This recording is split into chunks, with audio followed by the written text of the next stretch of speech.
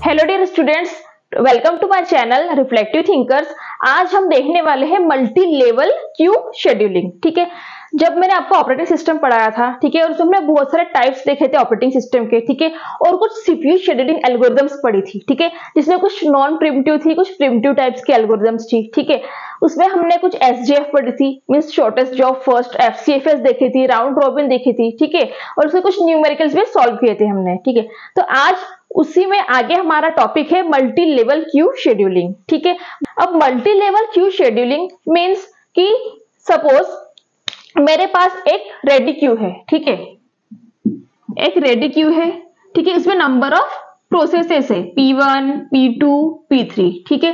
अब क्या होता है, कोई भी प्रोसेस जब हम सिस्टम को देते हैं, ठीक है, कोई भी प्रोसेस जब हम सिस्टम को देते हैं तो वो एग्जीक्यूट कैसे होती है कि सबसे पहले जो भी प्रोसेस हमारे सिस्टम में जाती है वो कहां जाती है, रेडी क्यू में, ठीक है। एक रेडी क्यू बनता है जिसमें हम नंबर ऑफ प्रोसेस एंटर करवाते हैं, ठीक है। अब इसके बाद क्या होगा कि सीपीयू तो क्या करता है कि एक टाइम में एक ही प्रोसेस को एग्जीक्यूट करता है, ठीक है।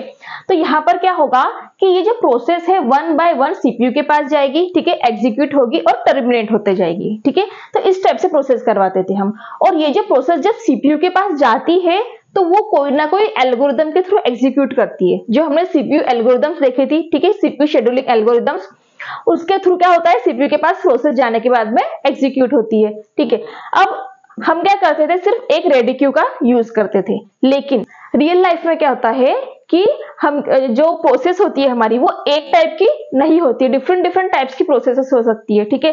तो हो सकता है कि कोई जो प्रोसेस हो वो हमारे सिस्टम टाइप की हो, मतलब सिस्टम प्रोसेस हो, ठीक है, कोई प्रोसेस हमारी इंटरेक्टिव प्रोसेसेस हो सकती है, ठीक है, या फिर हमारी बेस्ड प्रोसेसेस हो सकती है, ठीक है। अब देखो सिस्टम प्रोसेस मींस क्या, फॉर एग्जांपल इंटरप्ट। जैसे ही कोई इंटरप्ट हमारे सिस्टम में आता है तो सबसे पहले हम इंटरप्ट सॉल्व करवाते हैं, ठीक है। तो ये क्या हो गई, हाईएस्ट प्रायोरिटी की प्रोसेस, ठीक है। तो जो सिस्टम प्रोसेस हो गई वो कैसे होती है, हमारी हाईएस्ट प्रायोरिटी की, ठीक है। इसके बाद में नेक्स्ट आता है हमारा इंटरेक्टिव प्रोसेसेस। अब interactive process means interactive process ऐसी प्रोसेस, इसमें क्या होता है कि सपोज कोई हम एप्लीकेशन यूज कर रहे हैं हमारे सिस्टम पे, जब हम कोई एप्लीकेशन से डायरेक्टली इंटरेक्शन करते हैं तो उसको हम बोलते हैं इंटरेक्टिव प्रोसेसेस, ठीक है। तो उनकी जो प्रायोरिटी रहती है वो कैसी होती है, मीडियम, ठीक है। तो वो सारी प्रोसेस आती है हमारी मीडियम प्रायोरिटी में, ठीक है। और उसके बाद आता है बैच प्रोसेस। बैच प्रोसेस कौन सी होती है, जो बैकग्राउंड में चलती है।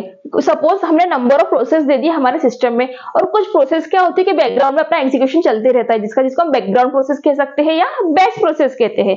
तो इनकी जो प्रायोरिटी रहती है वो कैसी होती है, लोवेस्ट प्रायोरिटी।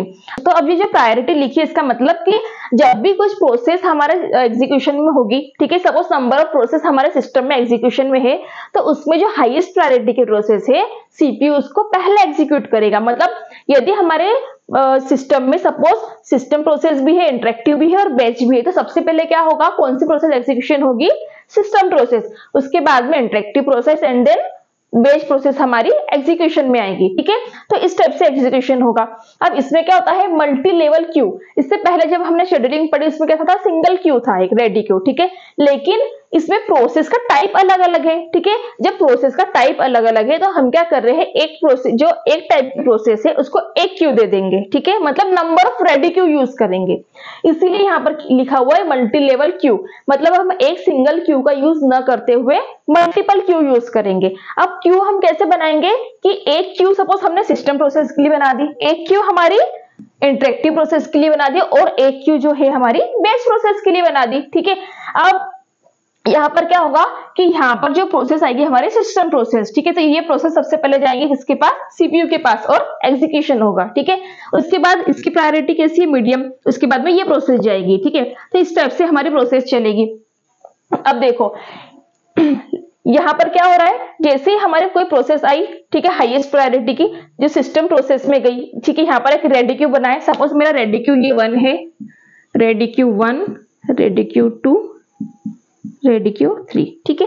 हाईएस्ट प्रायोरिटी की प्रोसेस आएगी तो इस क्यू में जाएगी, ठीक है, और कोई ना कोई सीपीयू शेड्यूलिंग एल्गोरिदम का यूज करते हुए वो जाएगी सीपीयू के पास एग्जीक्यूशन के लिए, ठीक है।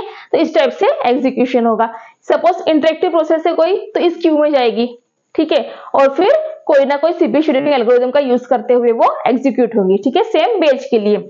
लेकिन अब यहाँ पर क्या हो रहा है, देखो मल्टी लेवल क्यू शेड्यूलिंग में क्या हो रहा है कि जो हाईएस्ट प्रायोरिटी के प्रोसेस है, ठीक है, सपोज ऐसा हुआ कि मेरे पास जितनी प्रोसेस आ रही है सारी हाईएस्ट प्रायोरिटी ज्यादातर आ रही है, ठीक है, और जो लोवेस्ट प्रायोरिटी की मेरे पास जो बेस प्रोसेस है वो सिर्फ एक है, ठीक है, और बाकी सारी क्या है मेरी हाईएस्ट प्रायोरिटी की प्रोसेस मेरे पास आ रही है। तो इसमें क्या होगा, इस केस में क्या होगा कि यहाँ पर सारी प्रोसेस क्या होगी, मेरी जो सिस्टम प्रोसेस है वो एग्जीक्यूट पहले होगी। उससे क्या होगा कि जो बेस प्रोसेस है उसका नंबर बहुत ज्यादा लेट आएगा। इट मींस उसको रेडी क्यू में बहुत ज्यादा टाइम तक वेट करना पड़ेगा, किसको, बेस प्रोसेस को।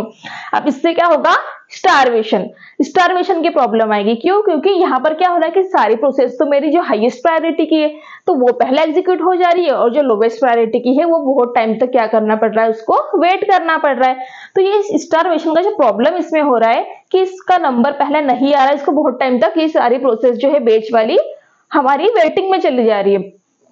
तो ये जो प्रोसेस, इसमें जो प्रॉब्लम है स्टारवेशन की, ठीक है, अब उसको हम कैसे रिजॉल्व करेंगे, इसको रिजॉल्व करने के लिए हम नेक्स्ट वीडियो देखेंगे, ठीक है, मींस एक न्यू हमारी शेड्यूलिंग एल्गोरिथम जिसका नाम है multi level feedback queue scheduling, ठीक है, मतलब उसमें हम फीडबैक के थ्रू हमारा जो प्रॉब्लम है स्टारवेशन का उसको रिजॉल्व करेंगे, ठीक है।